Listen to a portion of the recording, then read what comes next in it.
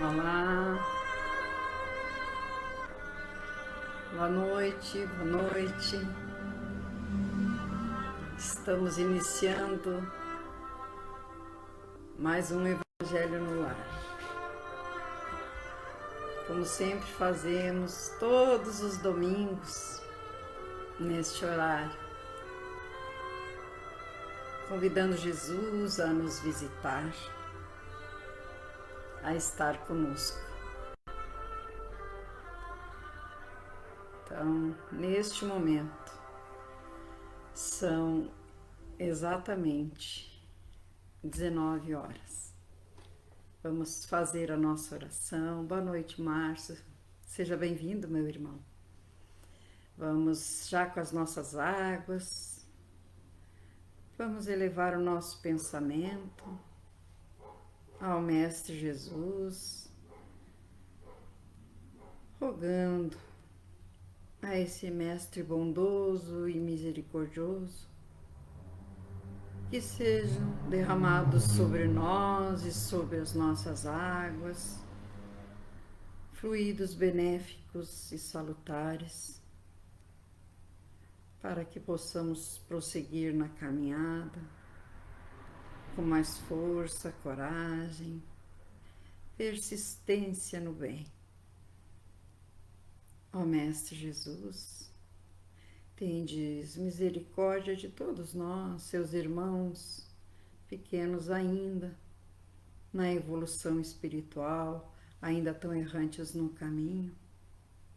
Dá-nos a sabedoria e a fé necessária para enfrentarmos os obstáculos, os sofrimentos e os dissabores de cabeça erguida, lembrando que por coisas bem mais difíceis, situações bem mais dolorosas, tu passastes por nós. Fortalece-nos, Mestre amado, na caminhada, e que possam os médicos do plano espiritual colocar o medicamento invisível nas nossas águas. E após o Evangelho, possamos estar receptivos e beber a nossa água com fé, a fim de usufruir as bênçãos nelas colocadas. Te agradecemos e te convidamos. Fica conosco, Mestre Jesus, em mais este Evangelho no Lar. Muito obrigada. Que assim seja. Boa noite, Rose. Boa noite, Érica. Vaneide, nossa administradora. Boa noite, sejam todos bem-vindos. Hoje vamos falar sobre o capítulo 10 do Evangelho. Bem-aventurados os que são misericordiosos, que diz assim: perdoai para que Deus vos perdoe. Bem-aventurados os misericordiosos, porque alcançarão misericórdia. Isso está em Mateus também, capítulo 5, versículo 7. E já iniciamos com a indicação do nosso roteiro sistematizado, nos auxiliando, e nos diz assim: por que os misericordiosos obterão misericórdia? Porque somos regidos pela lei de causa e efeito, estabelecida pela sabedoria divina. Assim, do modo como agimos para com os outros, do mesmo modo agirão para conosco. Sendo Deus a suprema misericórdia, quem não for misericordioso estará em sofrimento por contrariar a sua lei. E seguindo no nosso Evangelho, diz assim: se perdoardes aos homens suas faltas contra vós, vosso Pai Celestial também perdoará vossos pecados. Mas, se não perdoardes aos homens, quando eles vos ofenderem, vosso Pai também não vos perdoará os pecados. Continua em Mateus capítulo 6 e versículos 14 e 15. Dizemos isso para aqueles irmãos que não têm o Evangelho segundo o Espiritismo, para que, se quiserem, possam também nos acompanhar. E nos diz o roteiro sistematizado. Como se aplica a lei de causa e efeito no caso do perdão? Somente perdoando aos homens é que obteremos o perdão de Deus. Deus nos criou para sermos felizes, e onde há ódio não existe felicidade. Quem não perdoa não pode ser feliz. É aquilo que sempre falamos, né, queridos irmãos, que quando não perdoamos, vez ou outra volta aquele incidente infeliz, volta aquela ofensa do irmão no nosso pensamento, e daí ficamos algemados. E quando nós perdoamos, o primeiro beneficiado somos nós, porque nos livramos de um fardo, nos livramos daquele peso. Vamos deixar que esse irmão que nos feriu, nos magoou, acerte as contas com o Pai. Vamos deixar para lá, vamos livrar o nosso coração desse peso. Assim vamos nos sentir mais leve. Precisamos ir treinando, vamos dizer assim, porque não é tão fácil, é bem difícil. Se teu irmão pecou contra ti, cobra-lhe a falta a sós entre ti e ele. Se ele te ouvir, terás ganhado teu irmão. Então, aproximando-se, Pedro disse-lhe: Senhor, quantas vezes perdoarei a meu irmão quando tiver pecado contra mim? Será até 7 vezes? Jesus lhe respondeu: Eu não vos digo 7 vezes, mas até 70 vezes 7. Isso está em Mateus capítulo 18, versículos 15, 21 e 22.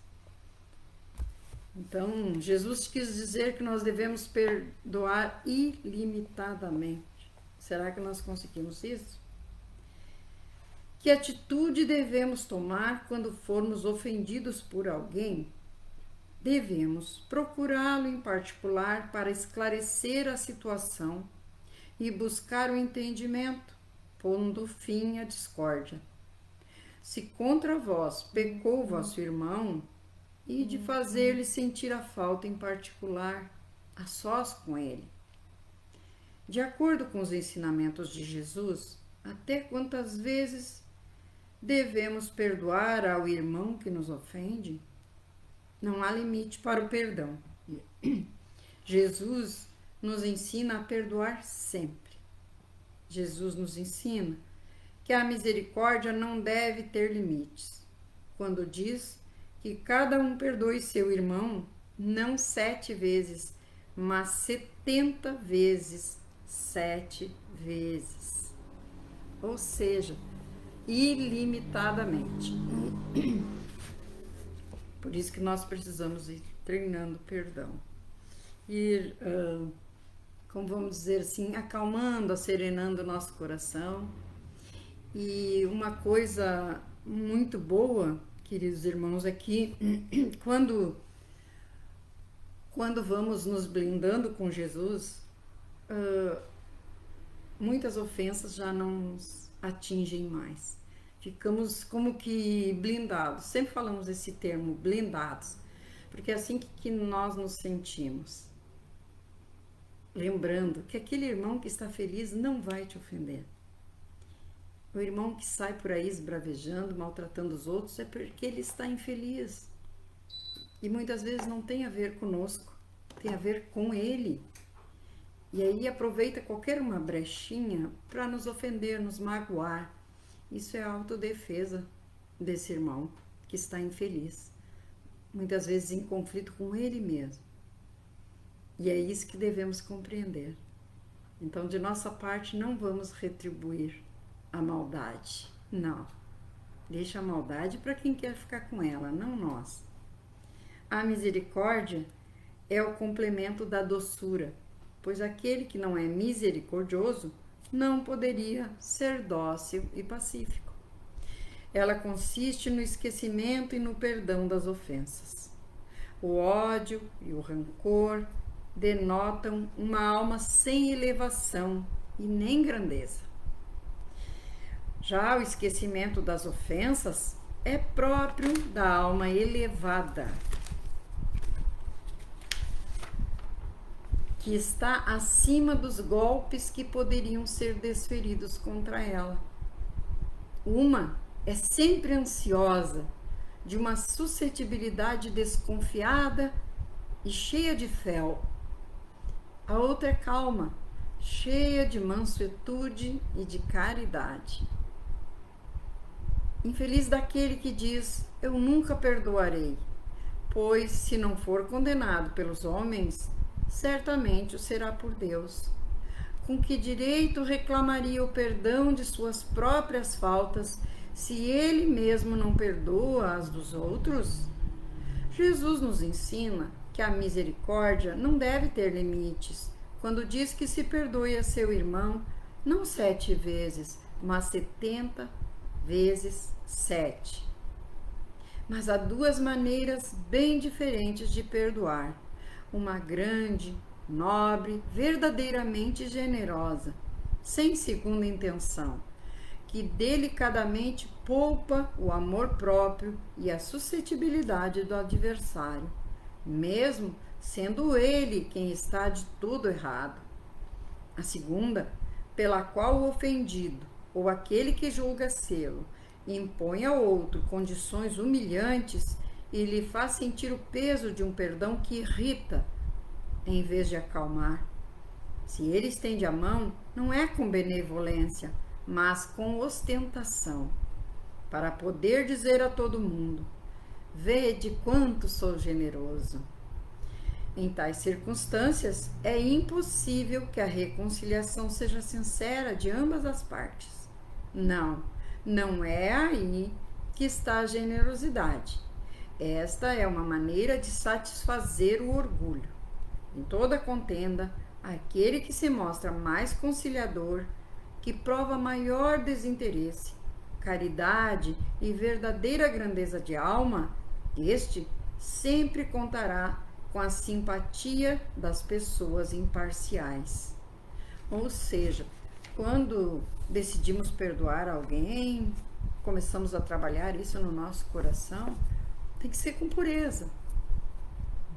Nós podemos até usar a máscara com os irmãos de caminhada, mas com Deus a gente não consegue isso. Com Jesus a gente não consegue. E como diz o Evangelho, como vamos pedir que Deus perdoe as nossas faltas? Porque ainda somos errantes na caminhada. Nós cometemos erros e ainda vamos cometer. Somos pequenos mesmo perante o nosso Pai, tão grandioso, perfeito, justo, bom, misericordioso. Nós não podemos nunca esquecer disso. Mas também nós não podemos esquecer da lei de causa e efeito. Então eu preciso trabalhar o perdão em mim, e muitas vezes o que é tão importante quanto perdoar o nosso irmão é nos perdoar. Quando cometemos alguma falha, algum erro, lembrar que somos pequenos e nos perdoar também. Não ficar nos amargurando, porque eu fiz, porque eu não fiz. Não, vamos nos perdoar e tentar fazer diferente na próxima vez. É só isso. É bem simples, mais simples do que pensamos muitas vezes. Não vamos também exigir de nós o que ainda não estamos prontos para dar. O perdão deve ser trabalhado, sim, para nós e para os nossos irmãos de caminhada. E nos diz o item 4 do roteiro sistematizado: em que consiste a misericórdia? No esquecimento e no perdão das ofensas recebidas, atitudes próprias da alma elevada, que paira acima dos golpes que lhe possam desferir. E é toda calma, mansidão e caridade. A misericórdia é o complemento da brandura, porquanto aquele que não for misericordioso não poderá ser brando e pacífico. E quais as características de um espírito que não perdoa as ofensas recebidas? Este é sempre ansioso, de sombria suscetibilidade, ressentindo-se por tudo e cheio de amargura, vê no próximo o inimigo. Ele nunca vê um irmão. Lembrando-nos de que o agressor sempre tem razão. Se demos motivo, é justo que ele se ressinta. Se não demos, é um infeliz que Deus confia ao nosso amparo. Ou seja, ele é infeliz, está na nossa caminhada para que nós possamos ajudá-lo, para que nós possamos dar o exemplo de bondade, de caridade. Não dizemos que seja fácil, não é, mas precisamos ir praticando. Para que haja o perdão verdadeiro, basta nos dizer que perdoamos? Não.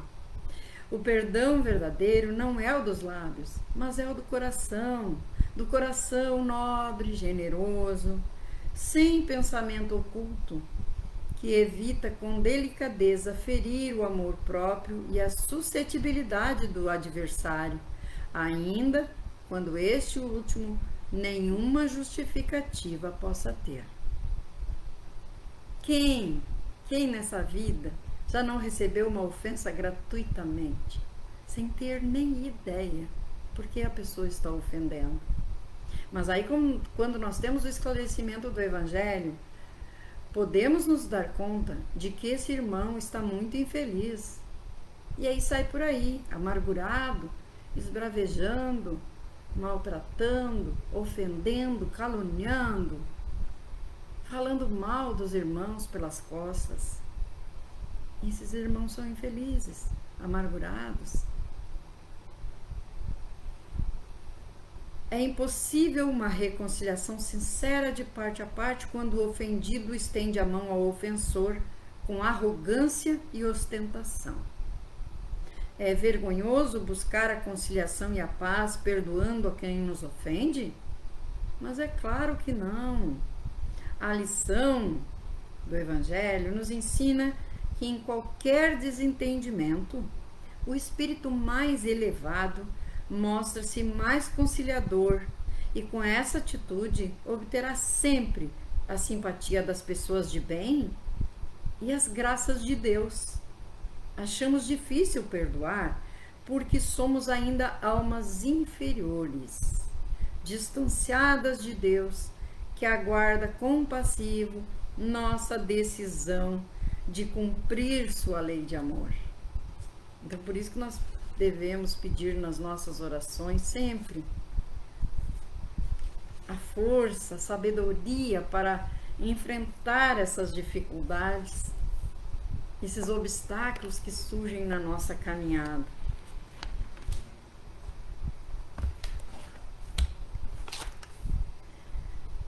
A misericórdia é o complemento da doçura, pois aquele que não é misericordioso não poderia ser dócil e pacífico. Ela consiste no esquecimento e no perdão das ofensas. O ódio e o rancor denotam uma alma sem elevação e sem grandeza. É muito importante esse item 4. Precisamos que ele assimilar esse item 4 do Evangelho. Diz assim: o esquecimento das ofensas é próprio da alma elevada que está acima dos golpes que poderiam ser desferidos contra ela.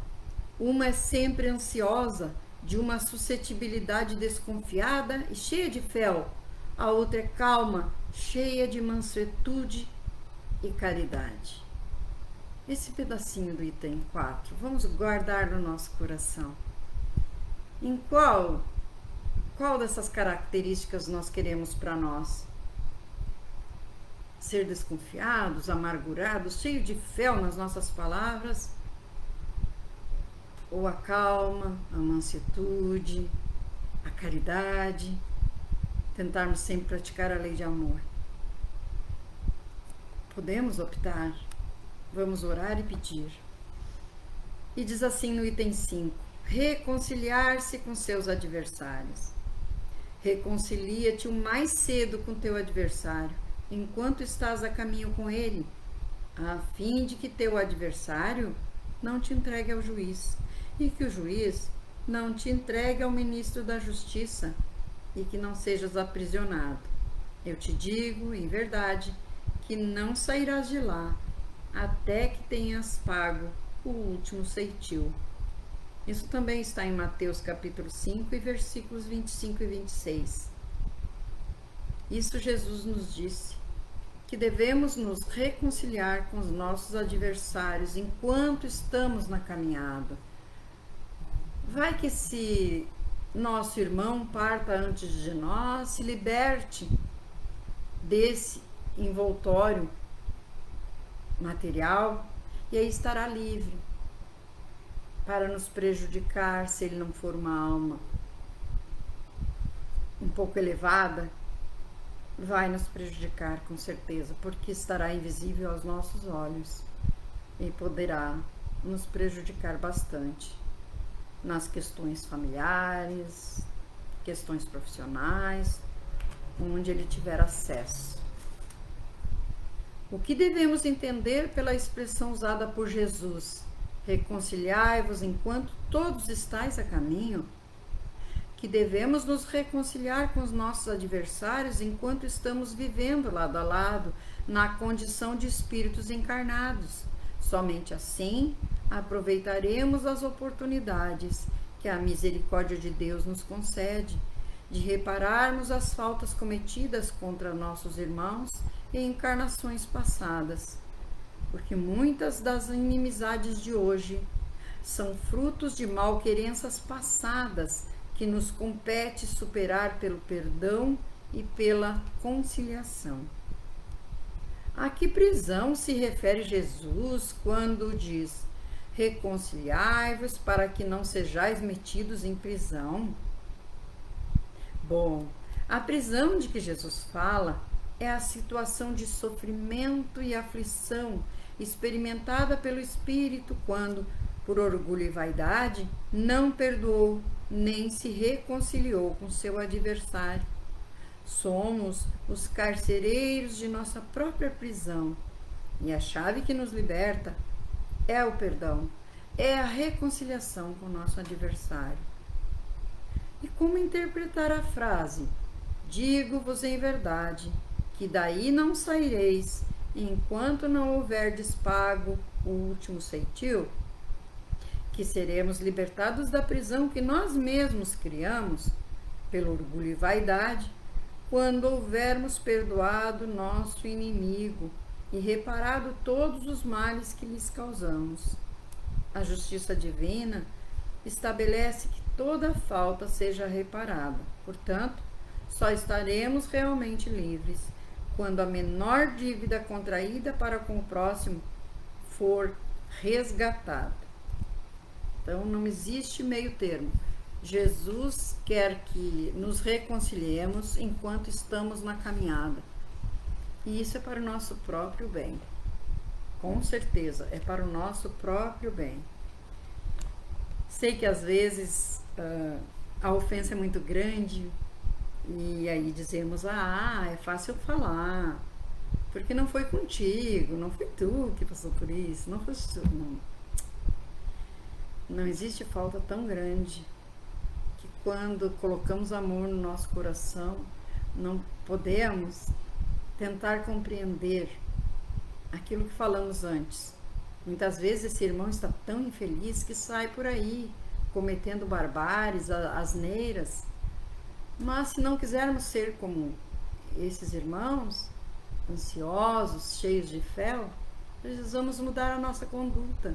Porque é simples, conseguimos mudar a nós, não o nosso irmão.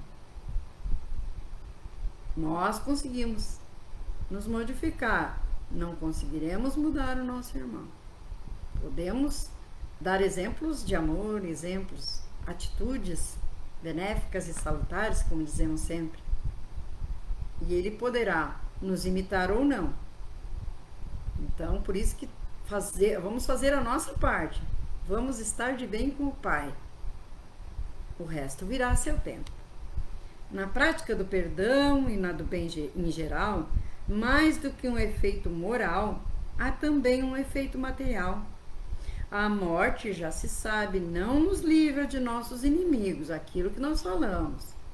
O inimigo liberto desse corpo material, ele estará livre para nos prejudicar bem mais do que nós possamos supor.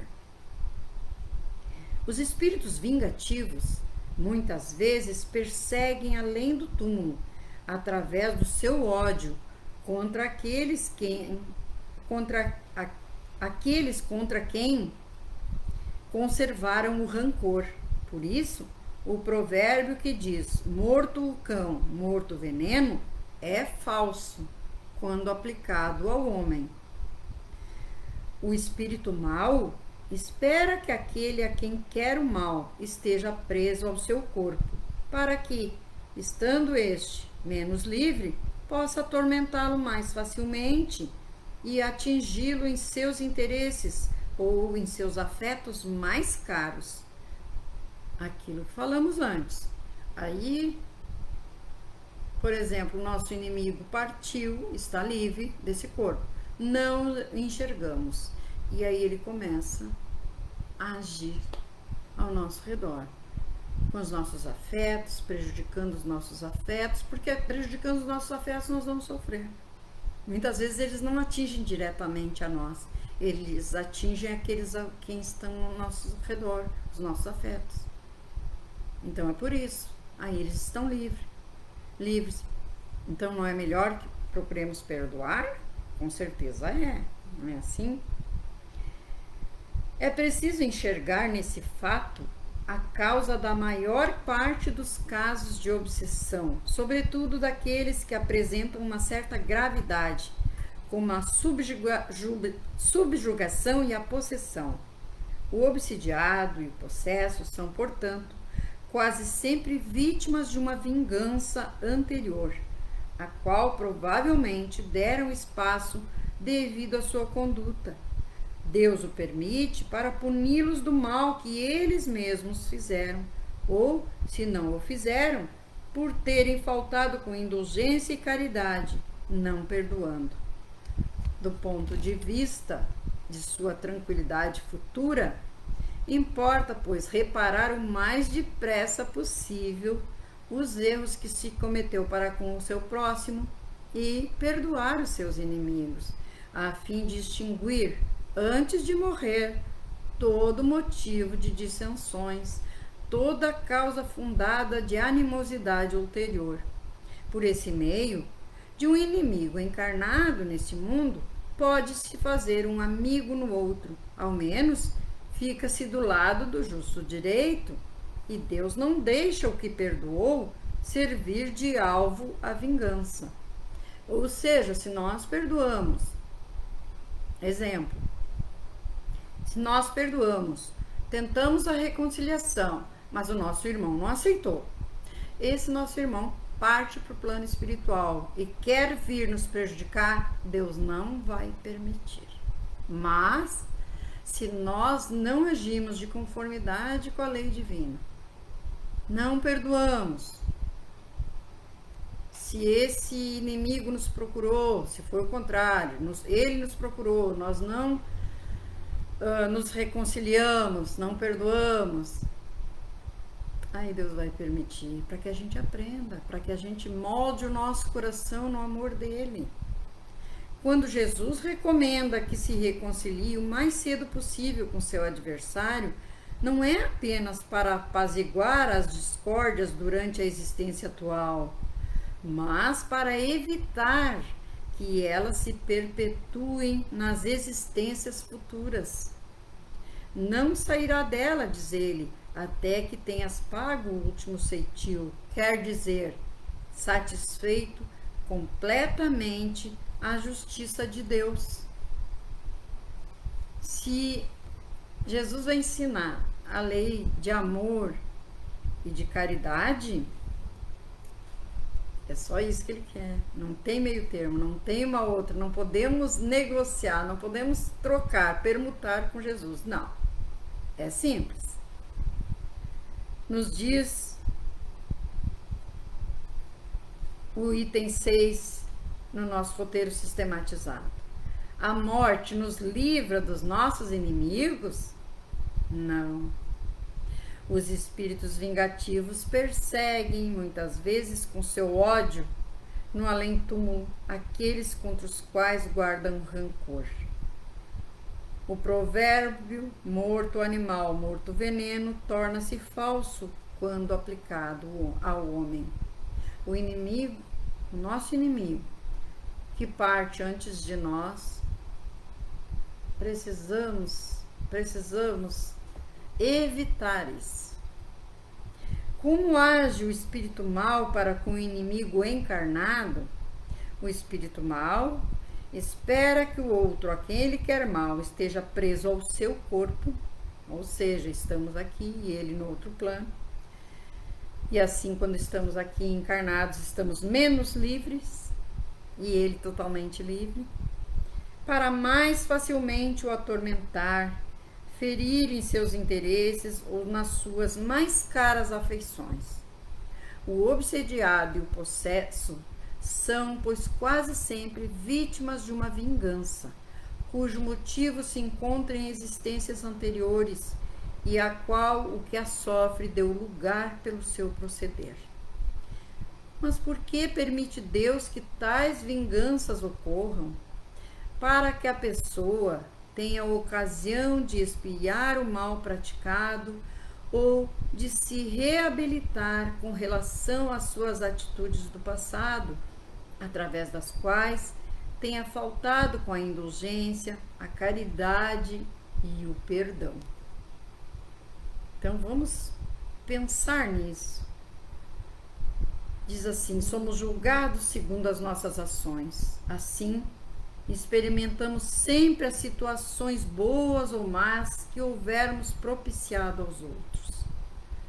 Vamos fazer um pé de meia de bondade, de amor, de caridade. Vamos fazer a nossa parte com amor.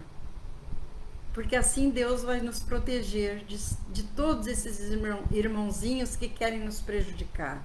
Porque todos nós somos ainda pequenos e falhos na caminhada. Vamos refletir um pouquinho sobre isso. Boa noite, Nilce, Ricardo, Rosemary, Dirce, Luana, Benê, Verinha, Elisângela, Adriana. Oi, Adri. A Mari Raquel. Boa noite, Mari. A Lourença Rosa, a Vilma, a Érica, de mãe para mãe. Um beijão no coração de todos. Vamos elevar o nosso pensamento, já com as nossas águas, elevar o nosso pensamento a esse mestre de amor que só bons ensinamentos nos deixou. Rogando a Ti, Mestre Jesus, nesse momento, os bálsamos para aliviar as nossas dores, seja do corpo, seja da alma. Mestre Jesus, vai entrando de mansinho nesse lar que nos recebe, iluminando cada cantinho, iluminando também o cantinho, aquele da nossa alma que está sofrido, que está ferido, Mestre amado. Que Teus bálsamos de amor, de fé e de esperança sejam contagiantes, e assim sendo, não atinjam só a nós, mas a todos aqueles irmãos que conosco convivem, e todos aqueles que adentrarem nosso lar durante essa semana possam sentir a Tua humilde presença, a Tua paz predominando no nosso ambiente doméstico, no nosso ambiente de trabalho. Ilumina também, Mestre Jesus, todo aquele irmão que está se sentindo deprimido, aflito.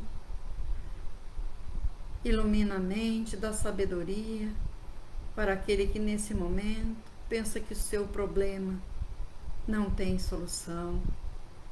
Mostra a ele, Jesus, que contigo tudo tem solução e que tudo passa.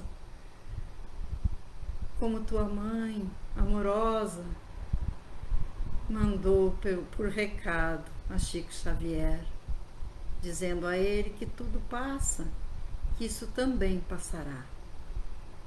Contando com teu amor, no teu amparo, hoje e sempre. Te agradecemos pelas bênçãos recebidas neste momento, pelo medicamento invisível colocado nas nossas águas, pelos teus bálsamos de amor direcionados a todos nós. Muito obrigada, Mestre, e te convidamos. Guia nossos passos em mais esta semana. Até o próximo domingo, se tu nos permitires, que assim seja. Um beijo no coração. Até o próximo domingo, se Jesus permitir.